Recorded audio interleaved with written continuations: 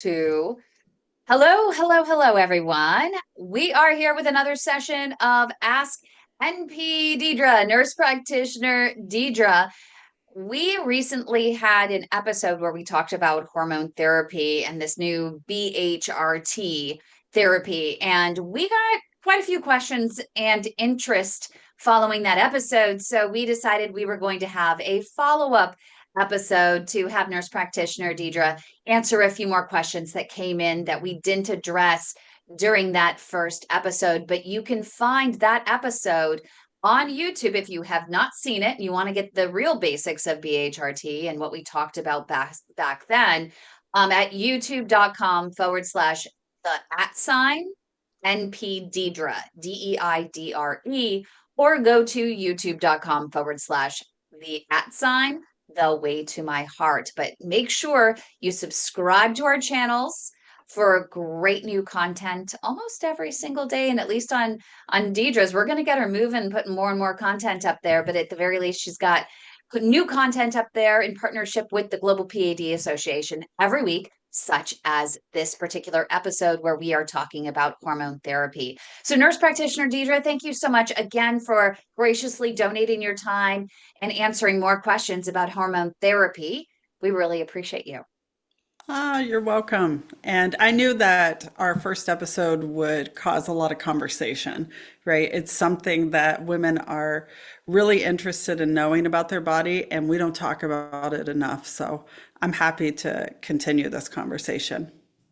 And for those who did miss the first episode and are just starting out here and wondering, whoa, wait, what are we talking about? They haven't had time to go and watch the other episode. They don't have time to go watch the other episode. Can you give us the fundamentals of what you are addressing with hormone therapy and cardiovascular risk?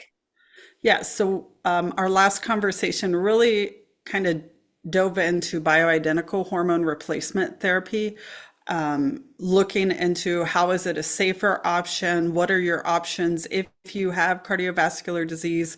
We also spoke about how having estrogen replacement can actually improve cardiovascular risk. So as we age and estrogen declines, that's when we see an increased risk for cardiovascular in women. And just with kind of that increased risk of cardiovascular, we talked about that.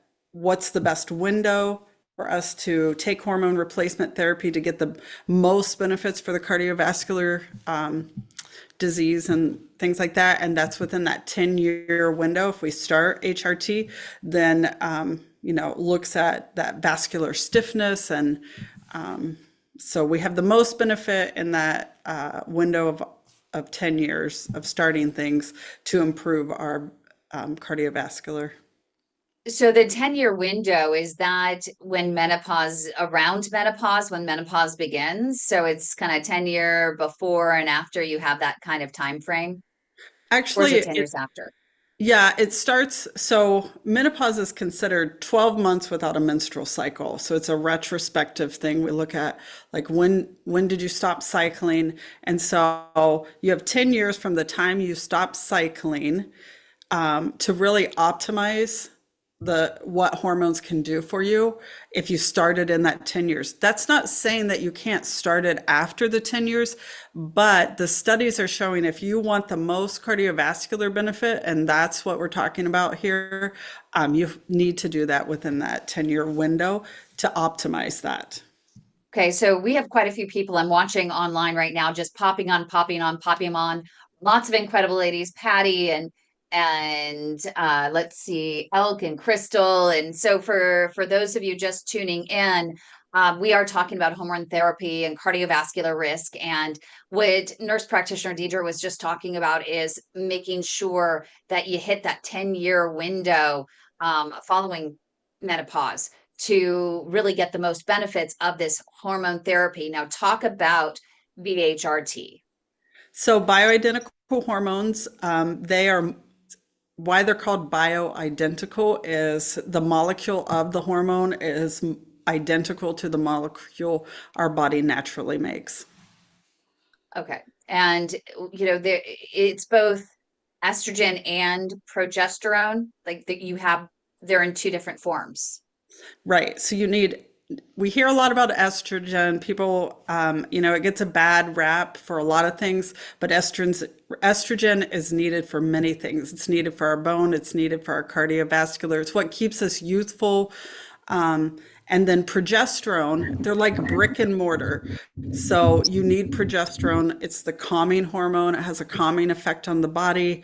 Actually, it helps the uterine lining from proliferating and becoming thickened in the endometrium. So there's so many benefits to progesterone therapy as well. And when we're looking at progesterone, and I talked about this last time, you want the micronized progesterone. That is a bioidentical form of progesterone, as opposed to kind of medroxyprogesterone or any of the progestins. Sometimes people lump them into one category, and they're not one category. They're very different. And the studies show that the micronized progesterone is the safest route to take, with the least amount of side effects.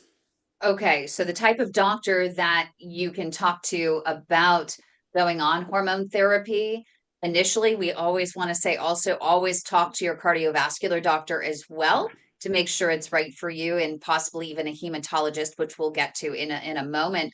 But the type of doctor that you go to discuss this, and what are the types of questions that you need to ask as a patient to determine if this might be right for you. So, type of doctors, you really want to research if they're doing bioidentical hormones. It can be your OBGYN, although not all of them will do bioidentical hormones. Some primary care physicians do it, functional medicine providers. Just look for somebody who specializes in it. I always tell patients, though, if your doctor gives you a straight no and doesn't want to have a conversation as to why that's not okay for you and can explain your risk as why it wouldn't be good for you, they might not be as well versed in hormone therapy. So I would look for somebody that you can ask the whys. They can tell you the research, and they can actually, look at your individualized kind of what's going on with you, what are your risks, and make that decision for you. And we have a question coming in from Patty. She said she missed the 10-year window at age 68. Would it be helpful at all to talk to her doctor about BHRT? And she's also passing this information down to her younger family members as well. So even if you miss the 10-year window, that's not to say that you cannot take BHRT. It just means that, like, if you've had any cardiovascular plaques, things like that, it doesn't reverse that. So if you're looking for it for cardiovascular, we wanted to do that 10-year window.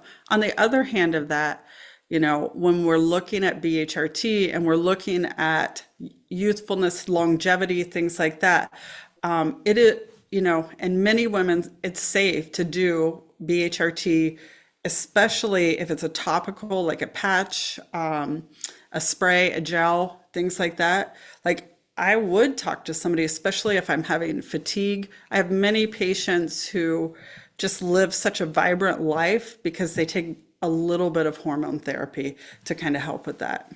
What sort of blood work should they request from their doctor before starting any hormone therapy, number one? And then what is the follow-up blood work that they should continue to do, and how often, if at all? Okay, so if we're in menopause, right, we kind of know our hormones are going to be low, or perimenopause where things are dropping. What I would say is you want to look at your FSH, which is your follicular stimulating hormone. It's produced by the pituitary, signals the ovary to have a period. And what happens is that signal gets harder and stronger the more the ovaries don't work. So the number rises. That's a good thing to have. Then you want an estradiol.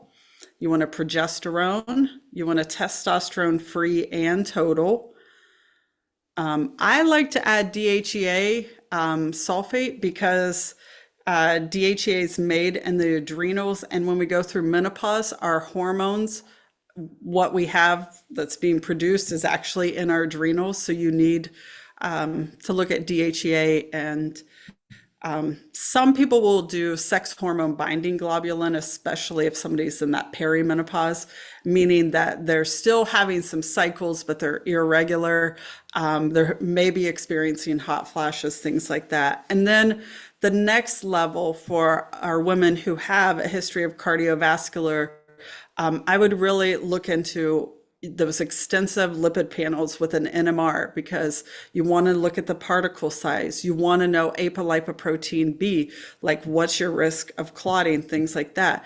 And then you can even calculate out your cardiovascular risk. There's many different ways to do that. And if your risk is low for a cardiovascular event in the next 10 years, then it's safer for you to do that. And I've had patients that we've had to work on those risks with lifestyle, medications, optimizing their health before we could get to a place where they could safely do hormone therapy. So that's really a good point that it's not a replacement for lifestyle modifications. No, it's not a replacement. It adds a little bit of oomph to what we're doing, but it complements nicely, but it's not at all something I would say to replace the lifestyle. So it doesn't mean that you can have your extra donut and candy and don't walk. Right, right. Okay, that's really important. We do have a couple of questions that are coming in, and both are around clotting disorders. And so you have the one, if you have factor V Leiden, which is a hereditary clotting disorder, protein S factor 11, any of the above, any sort of clotting disorder, or you might have a mechanical valve issue, so something a little bit more structural in the body that is leading to clots. It could be even AFib. Even if the AFib's controlled, you might have an aortic aneurysm that is leading to some clotting issues. Is it contraindicated for any and all clotting disorders? What are your thoughts, or what does the research say? Okay, so the research looks at, we know when you have factor V, we don't want you to take oral estrogen. Like that right there is a no, because oral estrogen really increases the clotting risk due to the fact that it has that first pass liver metabolism. So you would never want to do oral estrogen, right? But I really want to preface that people who have factor V or these clotting disorders, you really want a specialist. You want to speak with your cardiologist. And this needs to be a careful, individualized approach, right? Because some people have this, but they're feeling really well. They don't have a lot of risk. And so it might be better for them than somebody who has had like a blood clot already. Then we would want to just minimize any risk. The use of transdermal estrogen, so that's your topicals, your patches, your gels, your sprays, those bypass the liver and they don't significantly increase clotting risk. All the evidence shows that. So that micronized progesterone is preferred over the synthetic because it has also lower thrombotic risk as well. And then there are some non-hormonals that can be used for women who really have a strong, risk of having a clot. We would consider things that are non-hormonal for them as well. Okay, and so I think you kind of addressed this a little bit there. We do have, and I just want to address this directly, the vaginal hormone therapy. Yes. And yes, so if you can address that as well, that's one of the questions that's coming in. Is that good? Is that something that should be considered? So I think you had asked me if it's safe for vaginal progesterone, and there's also vaginal estrogen. So I'll start with vaginal estrogen because that's used often for women when they have vaginal dryness, atrophic vaginitis, if they're having increase of urinary tract infections. We have a lot of urologists who will prescribe that as a treatment because as we lose estrogen, like the vaginal walls become very thin, and then it creates an environment where they can have increased of urinary tract infections. Well, even with the vaginal estrogens, so it doesn't cause systemic And so that is known to be probably the safest for people to take, even if they have a history of breast cancer. I work with a lot of oncologists who, it's an individualized approach, but we will have a discussion like, are you okay with me putting this patient on vaginal estrogen? The studies support it. Most of the time, it is totally fine to do that. You do not need progesterone with vaginal estrogen. Very different than if we're doing a topical or you're doing an oral. You do need that brick and mortar with estrogen and progesterone. But vaginal progesterone is really safe as well. It's considered even safe for women who are pregnant. Like we give it to women who are pregnant. So if it's safe for a fetus, think about that. You're going to have fewer systemic side effects compared to doing oral, and it works really well. And so it can be used as well vaginally. It was interesting with, and I don't know, new hormone therapies versus old hormone therapies, but my mom, many years ago, I think it was in 2011, she ended up with a blood clot when we were flying, and the doctors attributed it to her being on the vaginal estrogen. So I'm wondering if there's no proof. I mean, of course, they just said that that was the only thing that they could attribute it to, at the time. But hormone therapy has definitely changed in the past decade. It's really changed. The studies don't support that vaginal estrogen would cause any clotting. So, because you're not getting a systemic, like it's not systemically affecting or going through the liver or anything. It's delivered locally. It's a topical kind of therapy. It's delivered locally to the vaginal walls. Oh, that's interesting to know. Huh. Yeah. I mean, you never know. It could have been my mom she ended up passing of the aortic aneurysm, a dissection. So she might have had one, it might have been slowly brewing back then, and that might have been something that triggered some clots in her body. So you never know. And can't Yeah. go back now, right? Um, we did have the question about, and I think you also addressed this just a little bit, but is there any causal link now between uh you know BHRT and cancer risk? Does it increase your cancer risk? So there's kind of multiple factors that go into does it increase your breast cancer risk. Estrogen only therapy for women with a hysterectomy, that doesn't increase the risk. And actually, there's a whole lot of evidence, research, books out there that talks about if you're taking estrogen only, it actually could decrease your risk of breast cancer. Or if you did get breast cancer and you were taking estrogen, actually the studies are supporting that you actually live longer and that you do better through the treatment as well. Because if we look at like when do women typically get breast cancers, it's actually when estrogen declines. Hmm. So, and then the estrogen progestin therapy, there's a slight increase there, but that's with progestins, very different than the micronized progesterone.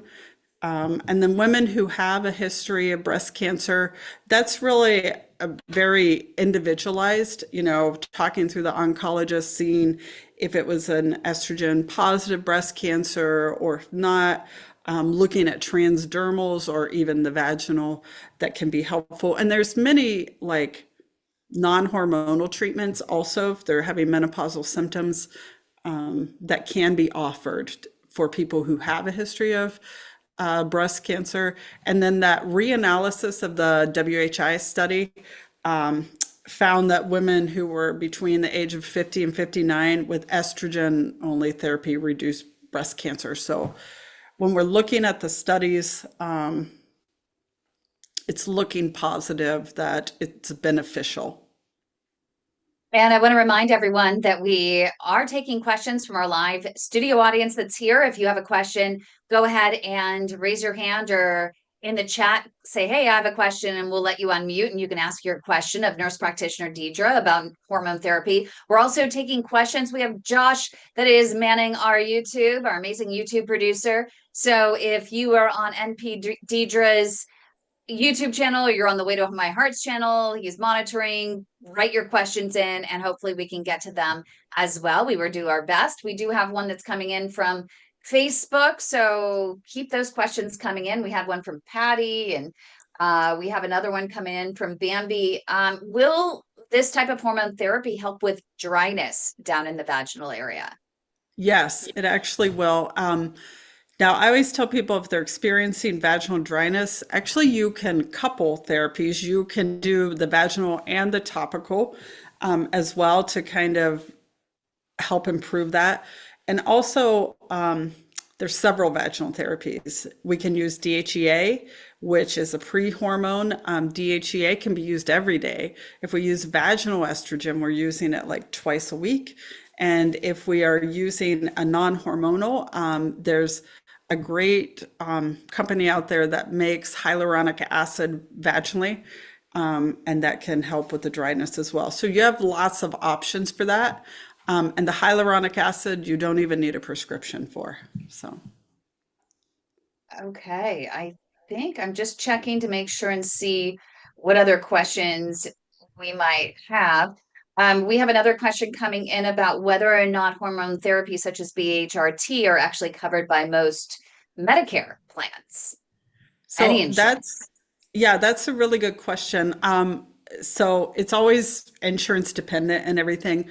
But your topical, like the estradiol patch, is actually pretty reasonable to for that one. Most insurances pay that one. The micronized progesterone, many people can get that for dollars a month.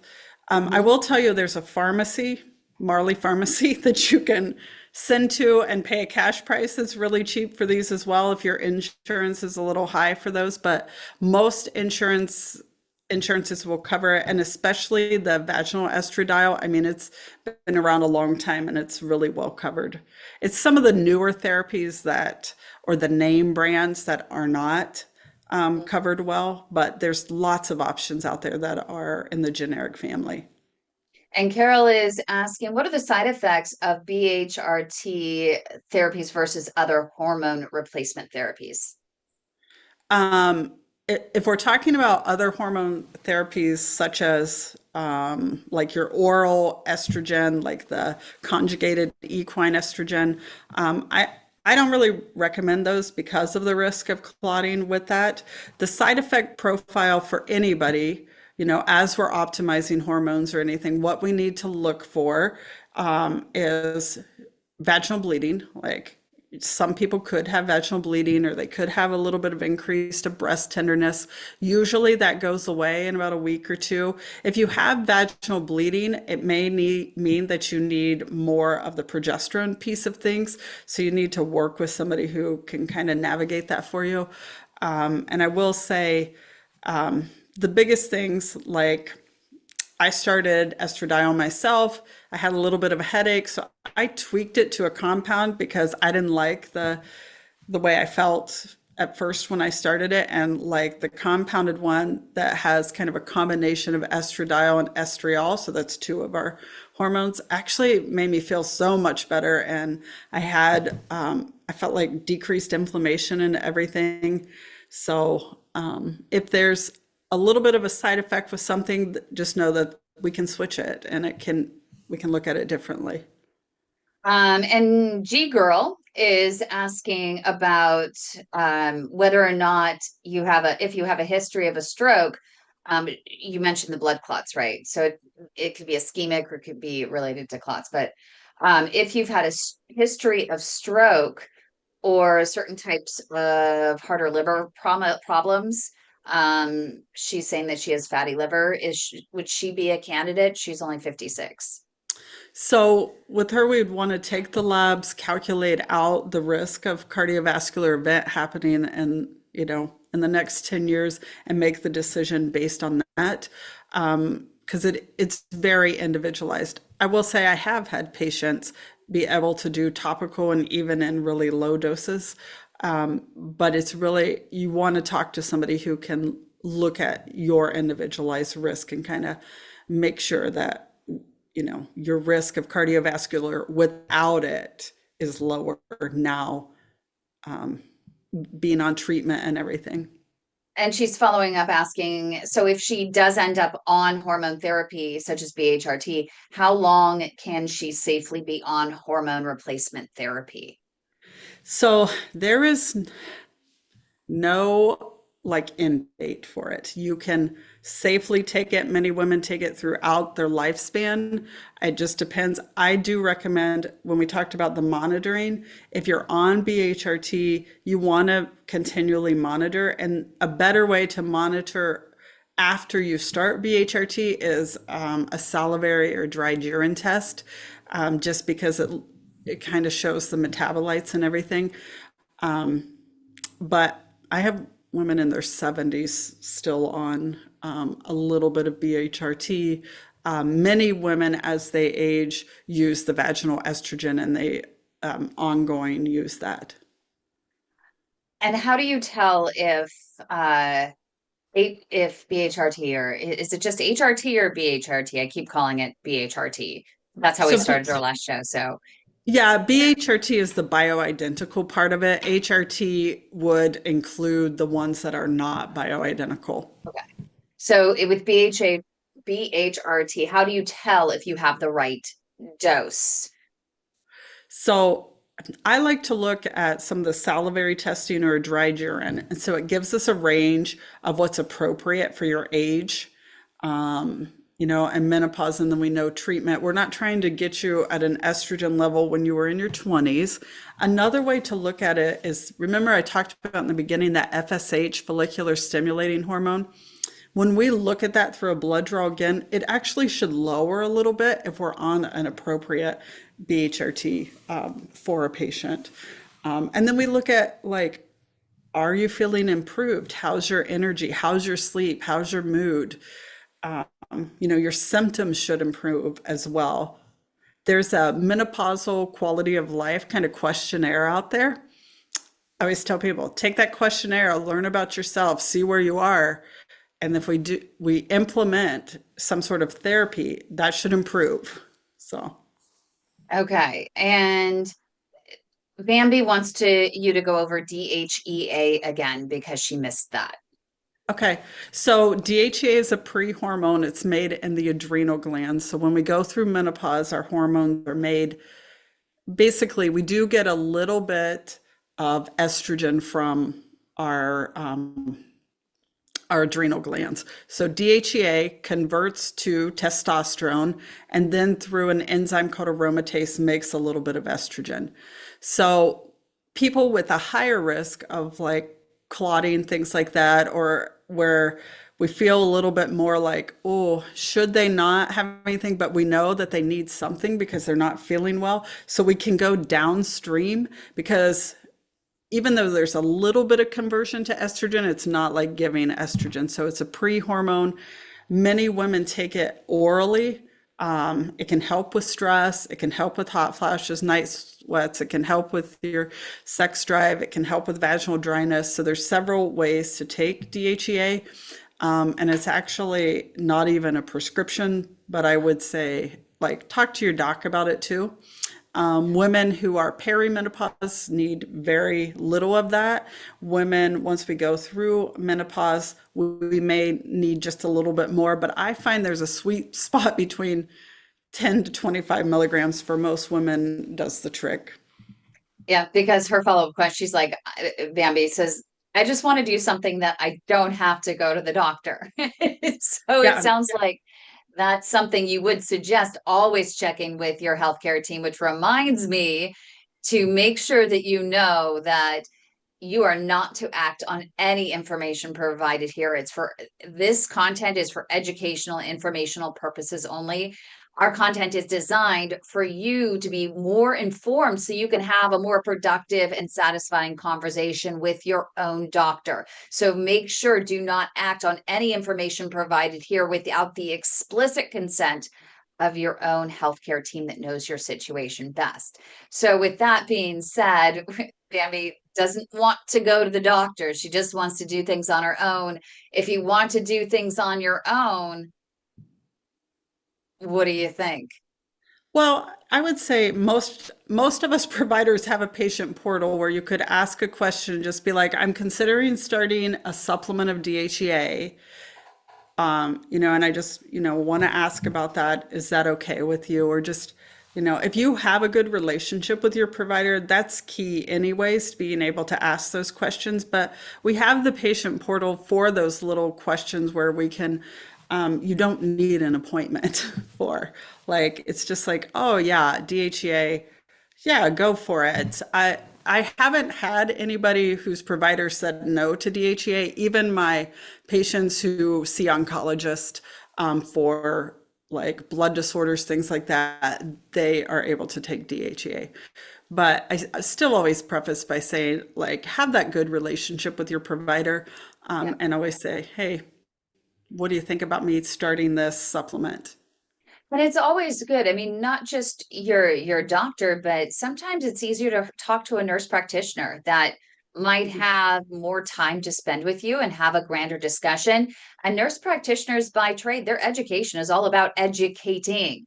So they Yeah. do take more time with you and probably can go into detail with you on any of this. And I'm sure they would be more than happy to. And there are quite a few nurse practitioners out there, and it's easier to get an appointment with the nurse practitioner than it is the doctor as well. And they're always working under the supervision of a physician in those main practices anyway. So it's worth checking into if that's easier and more comfortable. And especially if you have a main doctor, you might want to talk to a female about this. Although we do have some great expert males We do. on this topic as well, or at least maybe they'd like to think so. No, I'm just kidding.